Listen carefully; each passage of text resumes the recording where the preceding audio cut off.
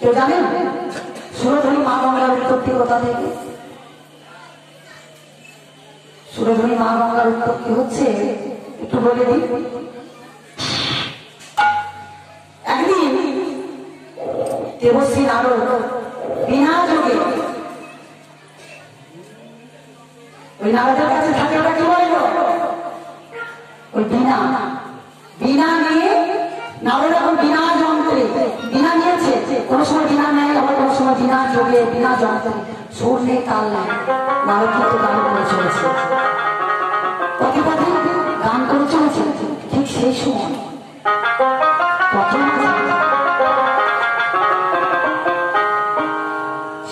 পথ মাঝে কিছু মহিলা আর কিছু পুরুষ তারা ধরায় গড়া গড়া যাচ্ছে। দেবশ্রী নারদ তাদেরকে দেখতে পেয়েছে, দেখতে পেয়ে কাছে এসে বলছে, আচ্ছা তোমাদের এমন অবস্থা হলো কেমন করে, কেন এই কথা বললো? কারণ তাদের মধ্যে কারো নাক আছে তো কারো কান নেই, কারো কান আছে তো কারো চোখ নেই, কারো হাত আছে তো পা নেই, সব বিকলাঙ্গ বোঝা বিকলাঙ্গ। যেই না দেবশ্রী এসে জিজ্ঞাসা করেছে, আচ্ছা তোমাদের এই অবস্থা কি করে হলো? বলছে, আর বলবেন না, আমাদের এই অবস্থা হওয়ার জন্য একজনই দায়ী। বলছে, কে গো, আমাকে একটু বলুন।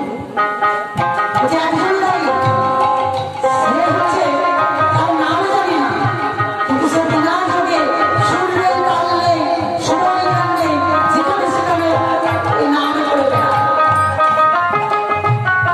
তার জন্য আজ আমাদের এই অবস্থা।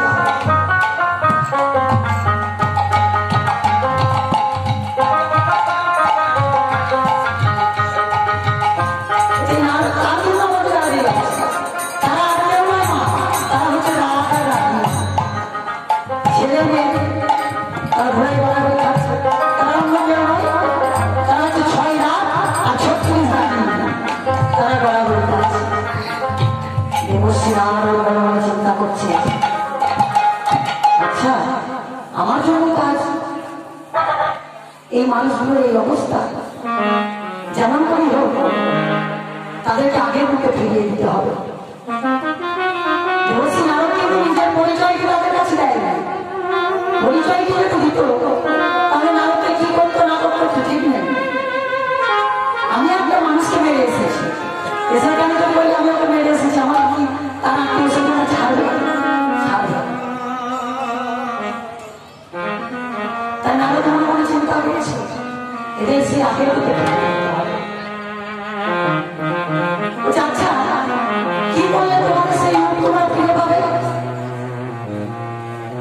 বলছে, পাবো একমাত্র দেবাদিদেব মহাদেব, তিনি যদি ঠিক মতো রাগ রাগিনী দিয়ে গান করতে পারে, তাহলে আমাদের সেই রূপ আমরা আগেকার রূপ স্বরূপ আমরা ফিরে পাবো। দেবশ্রী নারদ মনে মনে চিন্তা করছেন, ঠিক আছে তাদের রূপ আমাকে ফিরিয়ে দিতে হবে। তাই কিছু না বলে মহাদেবের কাছে গিয়েছে, গিয়ে বলছে, প্রভু আপনাকে একটা কাজ করে দিতে হবে। বলছে, কি? দেবশ্রী তোমাকে একটা চঞ্চল দেখাচ্ছে কেন, কি হয়েছে তোমার বলো? প্রভু প্রভু আমি দেখে এলাম 6 রাত 36 রাগিনী তারা সবাই ধোলাই বাড়াবাড়ি যাচ্ছে, কারো নাক আছে তো কান নেই, কারো পা আছে তো হাত নেই, তাদেরকে সে আগের স্বরূপে ফিরিয়ে দিতে হবে। বলছে, সেটা কেমন করে? প্রভু আপনাকে ঠিক মতো রাগ রাগিনী দিয়ে এই গান পরিবেশন করতে হবে, তাহলে তার আগেকার রূপ ফিরে পাবে। ঠিক আছে দেবশ্রী, তোমার কথা মতো কাজ হবে, তাই কাজ করো, এখানে একটা সভার আয়োজন করো, এই সভাতে আজকে গান হবে, সকলকে দেবদেবীদেরকে নিমন্ত্রণ করা হয়েছে, সমস্ত দেবদেবীরা এসে উপস্থিত হয়েছে। এমনকি বিষ্ণুকে আমন্ত্রণ করা হয়েছে, বিষ্ণুকে আমন্ত্রণ করা হয়েছে।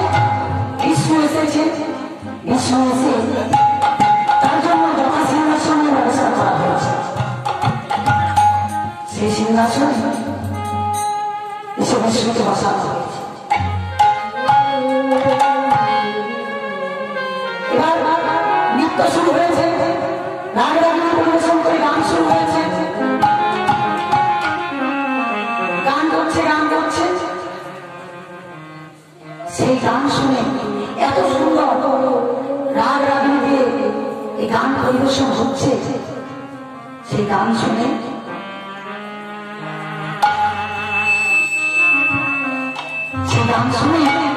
নারায়ণের দুটি নয়ন হতে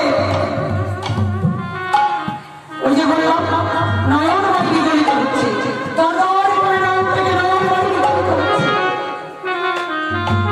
আর সেই নয়ন বাড়ি থেকে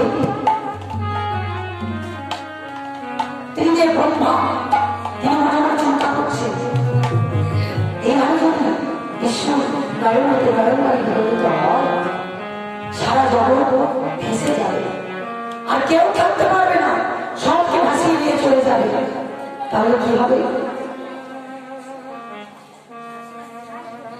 ব্রহ্মা করেছে কি, তার হাতে কুমণ্ডলে করে বিষ্ণুর চোখের জলে কুমণ্ডলের মধ্যে ভরে নিয়েছে।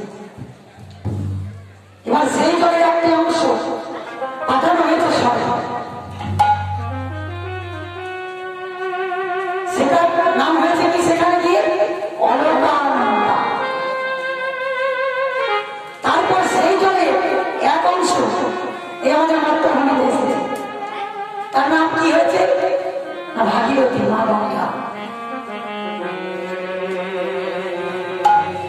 আর এক অংশ পাতালে পাঠানো হয়েছে, সেটার নাম কি হয়েছে না ভগবতী।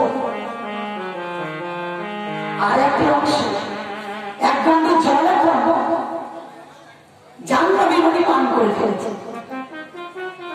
যথা সময়ে সেই জল জাহ্নু চিরে বের করা হয়েছে, তাই তার নাম হয় জাহ্নবী।